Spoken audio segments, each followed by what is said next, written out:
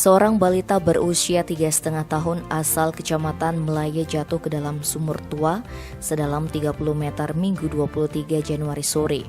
Beruntung balita tersebut berhasil selamat meski mengalami benjol di bagian dahi dan luka terbuka di bagian kepala. Kapolsek Melaya Kompol Imadi Katon Senin 24 Januari mengatakan kejadian bermula saat ayah korban sedang mandi sementara ibu korban menyapu halaman dan korban sendiri bermain di sekitar sumur. Tak lama berselang tiba-tiba terdengar suara benda jatuh ke dalam sumur. Suara itu disusul tangisan bayi yang berasal dari dalam sumur yang ditutup dengan kayu lapuk. Mendengar suara tangisan bayi, ibu korban memberitahu suaminya yang sedang mandi. Kemudian suaminya itu bergegas keluar untuk meminta pertolongan warga sekitar.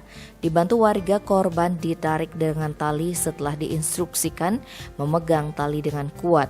Saat kejadian, Papar Katon diperkirakan balita tersebut memanjat sumur dan menaiki kayu penutup sumur. Karena kondisi kayu sudah lapuk, akhirnya patah dan mengakibatkan korban jatuh ke dalam sumur.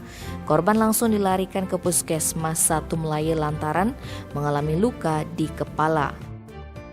Tim Bali Express melaporkan.